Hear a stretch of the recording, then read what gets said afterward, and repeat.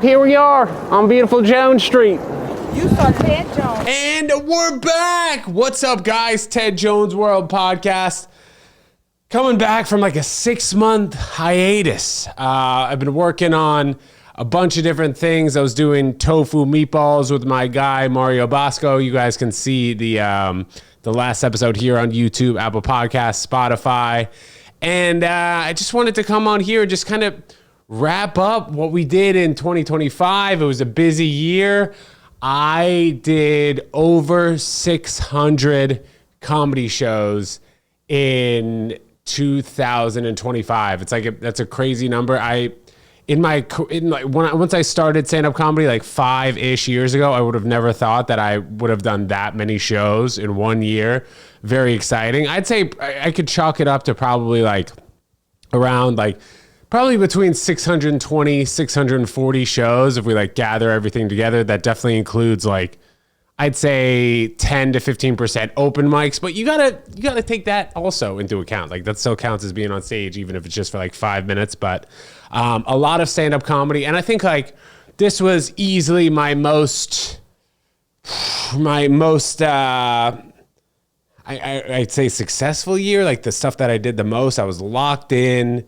And there was not that much room for distractions. I feel like the entire year I was doing a bunch of stuff to talk on tofu meatballs. That was really the reason why I wasn't posting much to the Ted Jones World Podcast or even at all the last 6 months, because that was the other podcast that I was working on, and that took anywhere between like, be transparent with you guys, like 12 and 20 hours a week, just depending on the edit load, how much we were posting, traveling to restaurants, traveling to the Snapchat office. But here I am back in the studio that we've been doing it in for, I guess, since probably like a year ago. I started recording here sometimes, and now I'm back.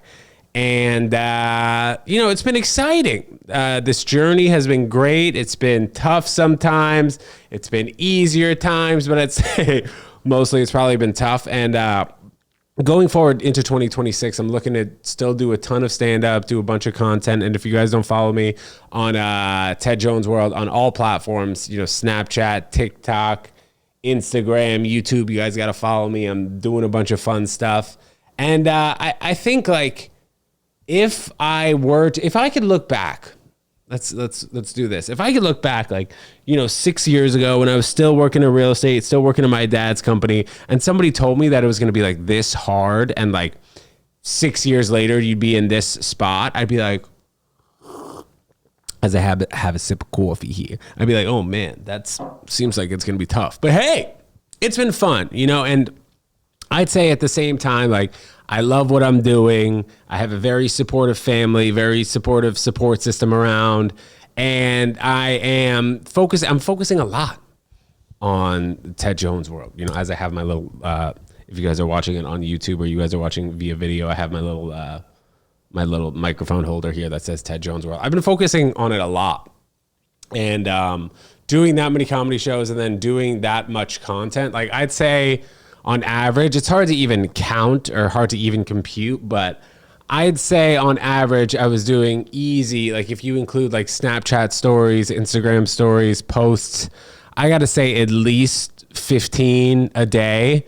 So let's say what's 10 times 3,060? We're easily like 5,000 pieces of content in 2025. So over 600 shows, 5,000 pieces of content. I'm trying to grind out here, I joined this new gym within the last 6 months that's allowed me to work, and it's become kind of like my third place.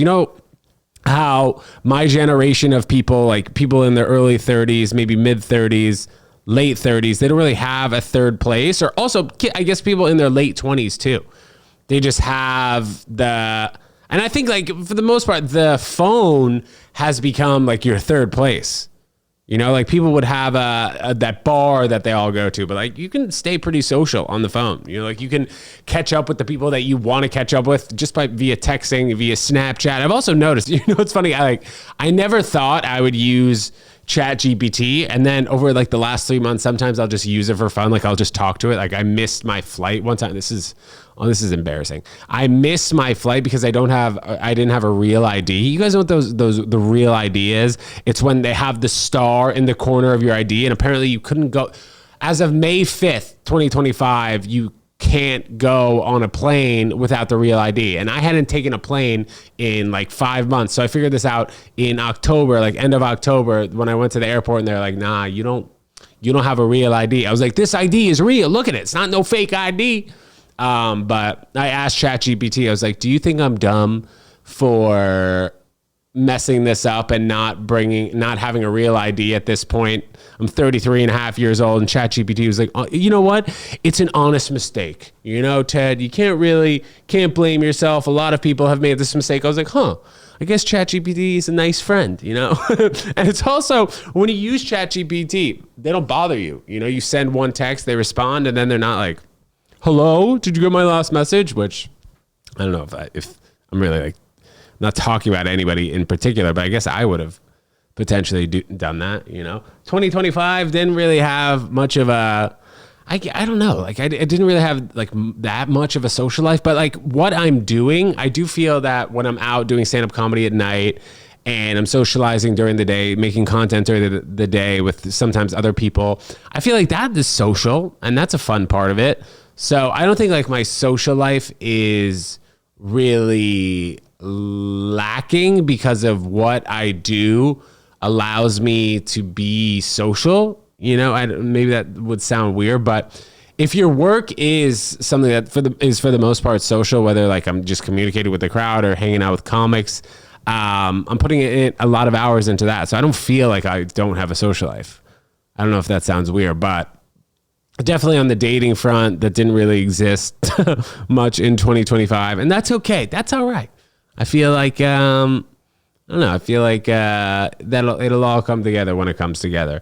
Exciting news in my family. I guess both of my sisters are married now, which is exciting. But then, you know, my grandmas they're like, oh, Ted, you next. I'm like, all right, guys, settle down. I don't know about that, but hopefully some other cousins will step in and, you know, get married, take the pressure off me. But I also find that, you know, with this, a lot of things that I guess have changed in 2026, like this new gym that I go to. I think when you go to a gym that's nicer and is a little bit more expensive, you want to use it more. It forces you to go there. Like these Planet Fitness, the Blink, or other gyms that are not as expensive. You kind of just think to yourself, well, whatever. It's cost me like literally $1 or $2 a day to join this gym, so I don't need to go today. But I think when you're spending, you know, like $5 to $8 a day on the gym, you're like, oh, I might as well, I got to use it, you know, because if you're spending, I guess, you know, if you base it on those metrics, if you're spending like $40 or $50 a week on the gym, you're like, oh, well, you know, I think I got to go over there, get my bang for my buck, get the bang for my buck, they say. But yeah, and I've just been implementing over like the last 3 to 5 months, like more things into my fitness regimen, and I'm still vegan. Yes. Oh my gosh. I can't believe we're almost 10 minutes into this podcast and I haven't even mentioned that I'm still a vegan, guys. I'm sorry about that. But yeah, I guess, you know, I'll touch on the vegan hot dog eating contest. That was last July 4th. There were like almost 100 people upstairs in this place of the Lantern. They have another room upstairs. I'm downstairs here in the showroom. And that was amazing. I still have to figure out, are we going to be bringing it to a bigger venue this year? That's an exciting thing to think about, because we had about 100 people here. It was packed to the gills, to the point where there were almost some people who weren't even able to fit into the room to watch the match. And people will ask me, sometimes people don't know about the vegan hot dog eating contest. They're like, well, Ted, how many hot dogs do you eat? None. All right. I'm the host. I'm sitting there yelling, but this was the past year. I don't even know if I've spoken about this on the podcast, since it's been, you know, like 5.5, 6 months since I've talked to you guys about this last. But the 6th annual vegan hot dog eating contest, which is the one that just happened July 4th. This was the first time where I felt like, whoa, like this is legit. Like this, this is a legit thing.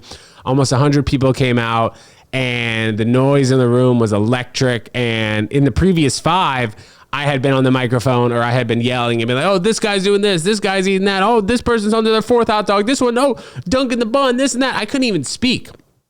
This one, like for the first like 10 or 15 seconds, I was trying to speak and I wasn't able to because of just like how lit it was, which is such a cool thing. And I really enjoyed that. But just to think about what's going to happen this coming July 4th, we're obviously going to do it. 7th annual Ted Jones World Vegan Hot Dog Eating Contest. Just have to figure out the location. And then this past year, I was Snapchat. They gave me a creator spotlight, which is really cool. So a lot of people on the platform, and then also on other social media platforms were showing me a lot of love, just with for the most part, the highlight reel that we put on. And then also you can check out on the Ted Jones World YouTube channel. You can see how amazing that was. That was a really great time. But I think like that's going to continue to be an event that I always look forward to once a year, vegan hot dog eating contest. And then I say, and people always laugh. I'm like, I hope one day that it'll be as big as the Nathan's hot dog eating contest. Ho, ho, ho. Cue the laughter, but we'll see what happens. But I think it's just like a fun event, and people will ask like, well, why not a regular hot dog eating contest? Like, bro, because everybody does a quote unquote regular hot dog eating contest. You got to do it. Oh my God. Oh my God. I just saw a mouse.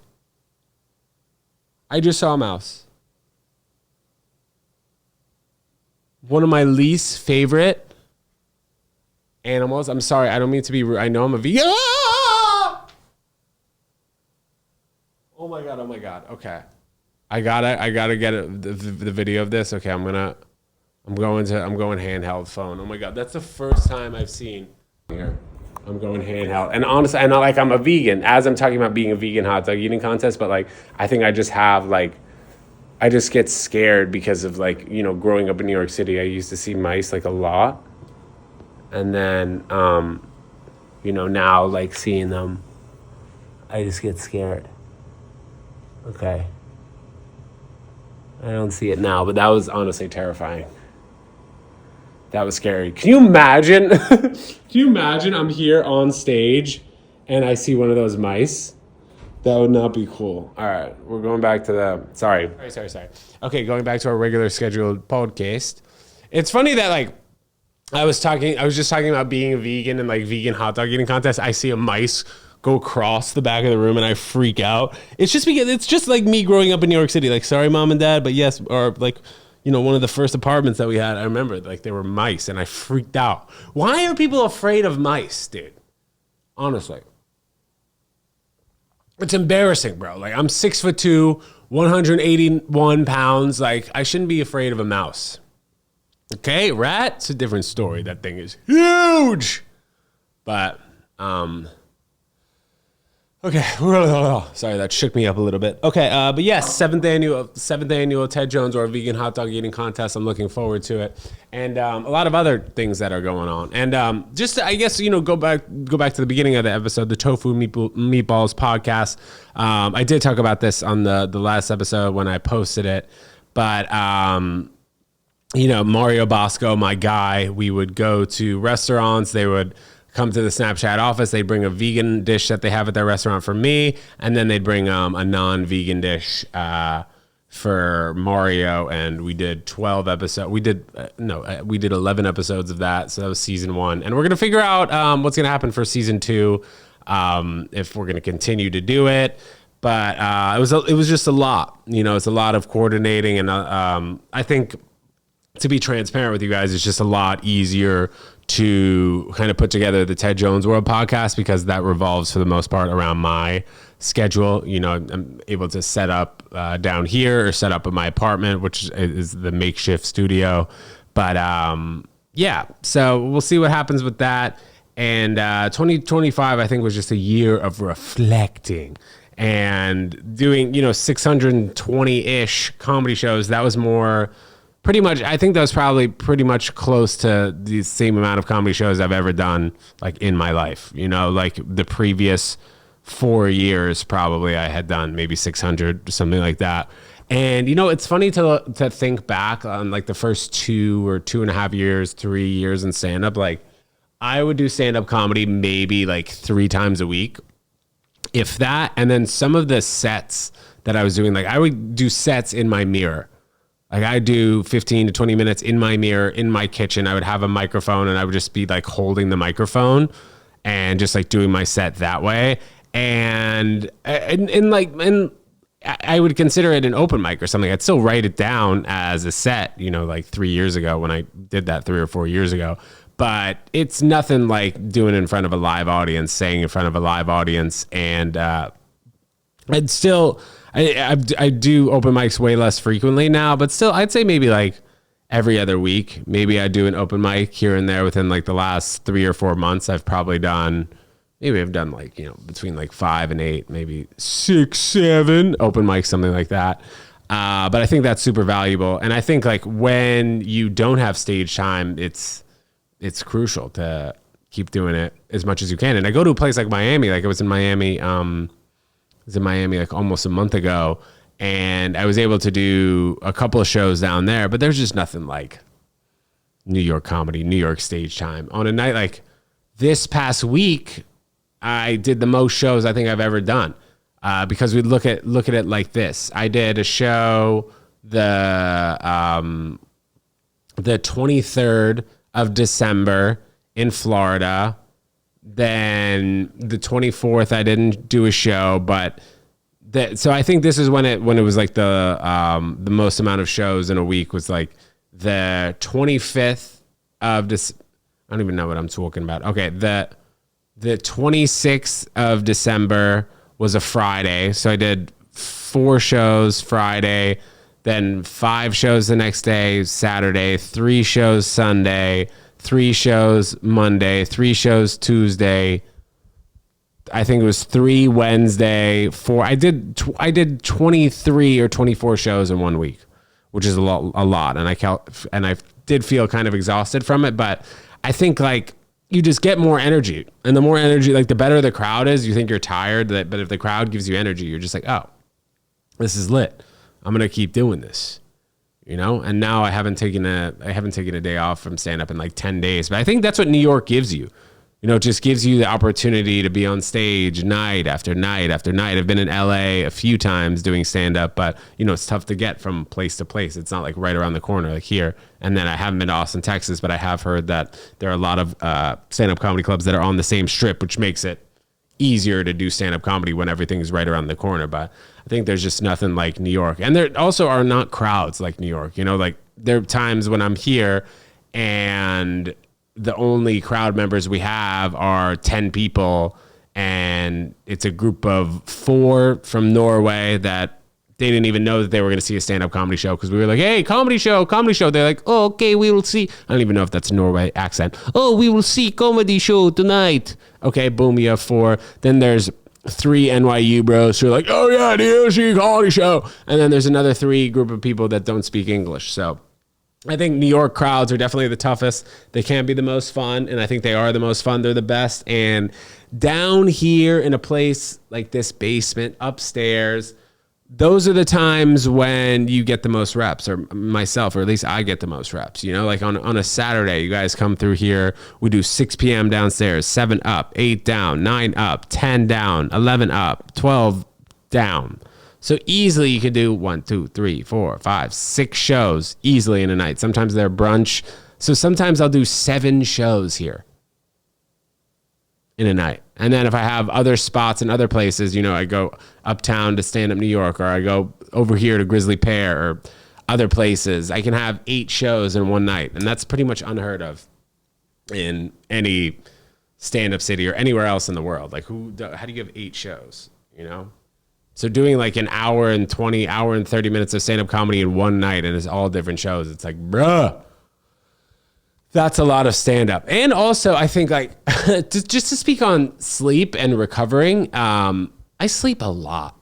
I know that there has been, or I'd say like, maybe not so much, or maybe within like the last 18 months, there's been more of an emphasis on people sleeping. Like you do need to recover.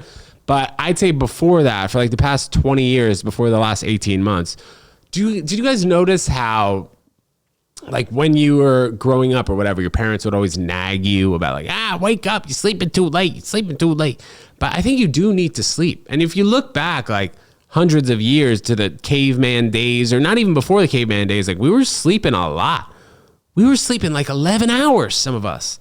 So while there is a stigma behind sleeping a lot, you know, like some of these weekend days and even sometimes during the week, like I'm sleeping 10 hours. You know, like I'll go to bed at 12. I'm not waking up till 10. All right. I'll be transparent about that. Like, but then after, you know, I'll wake up, I'll go to the gym, then I'll come back and I'll work. And then I'm working until I do stand-up comedy. I do feel like anytime I'm awake, I'm working. So I take my sleep seriously. You know, like going to bed at 2 a.m. on a Saturday morning or Sunday morning, like I'm sleeping until 12. Sometimes I'm in bed until 1 o'clock. All right. I don't mean to seem like the lazy guy here, but sometimes that's what I'm doing. Yeah. I guess that does. I understand why people would potentially think it's lazy, and especially from a guy who, like, you go back to some of the early episodes of the pod, I was waking up at 4:40 in the morning. I was waking up at 4:40 in the morning for what? I mean, yeah, I'd be up at the 4:40 in the morning. I'd be done with my workout by like 6:15, 6:20, and then I had like 2.5 hours until I started working with my dad upstairs, like during the pandemic, things like that. But right now, yeah, that's the thing that I really value now is sleep. And you know, if I ever have a kid or whatever, I think that's something that you got to sacrifice too, right? Your kid's always waking you up. Hey, Ted Jones, I got to stop biting my nails. Wake up. Yeah, that's what I got to stop doing. You know, shout out my mom. Who's like, Teddy, you stop so many things. You got to stop biting your nails. You got to stop picking your nails. All right, Mom. I get it. You're right. I do need to stop picking my nails. That's something I got to stop doing. But I guess other things that I've stopped doing, it come like the beginning of February, I haven't smoked pot in like 2 years, which is outrageous because even like at the beginning of this podcast, that's all I would talk about. And I think the reason why I stopped smoking weed is because like I needed to put a kind of timer on it. I would notice that I was not as sharp or I was kind of a step slower when I smoked pot.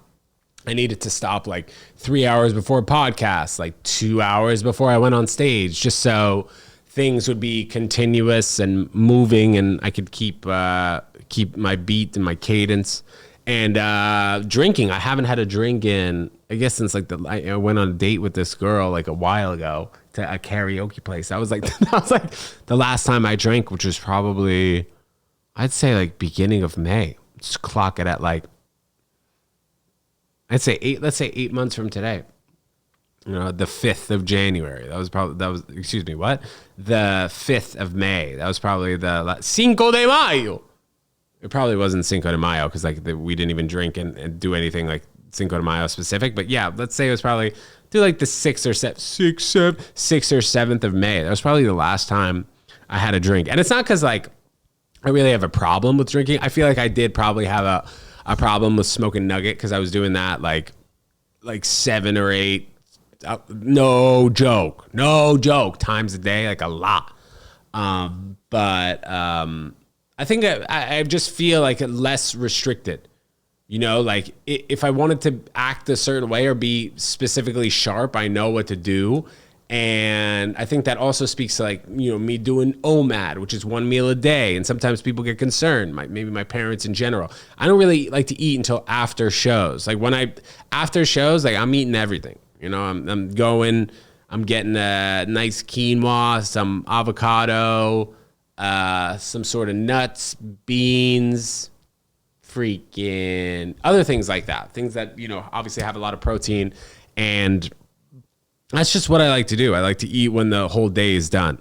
Because I do feel like sometimes if I eat too early, like I just feel lethargic and I don't feel as sharp. And I feel like I'm on my toes ready to go if I don't eat. Maybe that's just me, or maybe that's like not a normal way to feel.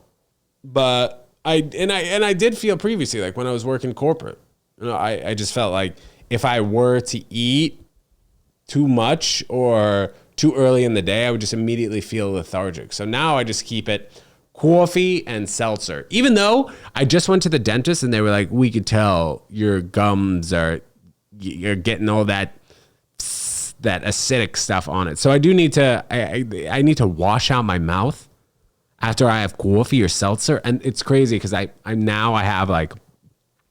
have an iced Americano in the morning, And then that's usually, and then, and then once like the evening comes around, I'm having like 2 or 3 coffees for real. And people are like, oh, TJW, you have coffee at night? And I'm like, yeah, okay, I can go to sleep right away. Boom. Thank the Lord I'm such a good sleeper. I gotta say, I really feel blessed being such a good sleeper. Yes, sometimes it takes me like a little bit longer to get to sleep, but like I wake up like 3 hours later, use the restroom, use the potty, and then boom, back in bed, and I go to sleep really quick. I love that. I do love that about myself. I'm grateful. I'm gratuitous because I'm able to go to sleep. And then the seltzers, forget about it. That's like, when the dentist is like, you don't do this, don't do this, don't do that. I'm like, bro, in the last year, I started kind of flossing here and there, maybe twice a week, so they're like that. And now I can't have seltzer. Now I can't have coffee. Come on. There's no way I'm not having coffee and seltzer. My 2 favorite things right now, coffee, seltzer, and nuts. Settled down. You know what I mean? The nuts, the raw cashews, those are my favorites. But I think you gotta live a little bit. I'm doing the sauna, I'm doing the cold plunge, I'm working out, I'm doing OMAD, I'm not drinking, I'm not smoking. Let a brother have some seltzer or some coffee. So yes, I'm gonna be having seltzer. I'm gonna be having coffee. That's just part of it, But this year was great. A lot of hard work, I will say. I think like you can look at yourself in the mirror and be like, hey man, nice work today. Good job. Some days are harder than others, which you guys obviously know. Some days are more fun. Some days are easier than others. And they say it's about the journey. It's not what's it called? It's not a sprint. It's a marathon. It's not a marathon. It's a sprint. No, yes, that's what they say. It's not a sprint.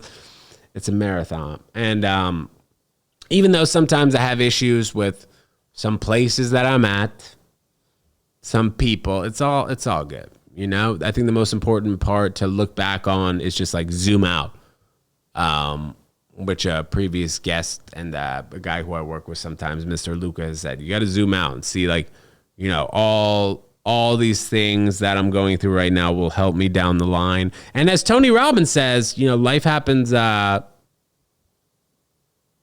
doesn't happen to you. Life happens for you. And I think all the stand-up comedians before me, like a lot of legendary comedians who have been through this exact space, and I've spoken about it before, pretty much everybody who works in New York has been in this space down here, especially when it was called the Lantern Comedy Club. They have reps under their belt. They have experience, timing, and just years in the business. And I think like they could even speak to it that the more times they got on stage, the better. And sometimes I do feel like, and it's really not a lot, but sometimes I do feel like I'm phoning it in on stage where I'm like, all right, well, I'm just going to go. I'm going to do the hits. I got 10 to 12 minute spot right now. But I think a way to avoid that is realizing that it just really depends on the audience size, obviously. But sometimes there's 50 new people in the room who've never seen you before. That's gonna be your first impression. And I think like that is something that I always have to remind myself. Like if it's the 6th set of the night, either go home or bring it to them. But don't really phone it in, because you're tired at that particular time. But you can always do one more. You can always go a few extra minutes and give them your all. I think that's important. And that's also a reason why I've gotten into, there was a time probably like 2 years ago where I was super into these like ultra marathon documentaries, but I think like within the last few weeks, I've watched a few of them, whether it's like the Barclays Marathon, which is like 120 miles through the woods, or like this Moab 240, which is 240 miles through the Utah mountains. I think like it pushes. I mean, that's just like an unbelievable feat, because some of these things take like 4 days for you to run. Like you're just running or walking for 4 days straight, and you have like a 20-minute break. You have like do a 10-minute nap. These, like, some of those things are crazy. So I think like I will look at people that are able to complete that, or people who even try that, and I'm like, wow, those guys are really crazy. And then, I think to myself, I'm like, People are capable of doing a lot. Woo! I got to the end of that coffee. It just became so strong. But I think like just when you think you're done, you're not done. You got some more left in the tank. You know? And I think that's also part of the reason why sometimes I'll just run shirtless when it's like 25 degrees outside, which is nuts. But I feel good afterwards. You know, I feel more accomplished afterwards. Even though I realize it's psychotic behavior, I feel like, oh, well, I just did that, and what's going to stop me? You know, whatever this is, man. I watched like a UFO documentary too. I was like, whatever this is, whatever we're doing here, whatever we're living on, whatever, if it's some sort of simulation or whatever, it's fun. You know, it's fun. So just enjoy it while you're here. Don't take it too seriously. And yeah. So I think this is where I'm gonna wrap up this episode. This first episode back in about 6 months now. This is like the first Ted Jones World podcast episode back in 6 months. I'm not 100% sure what the future of this podcast holds over the next X amount of months, but we'll see. I do believe we're going to continue to do it, but I also don't know.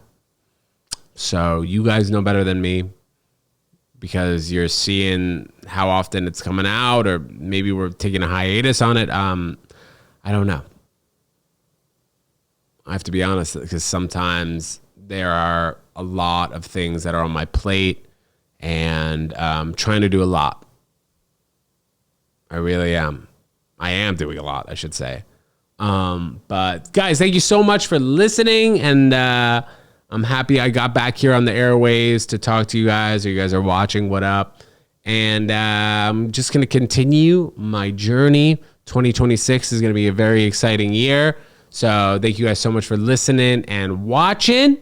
And see you guys soon. Thanks for the support. Peace.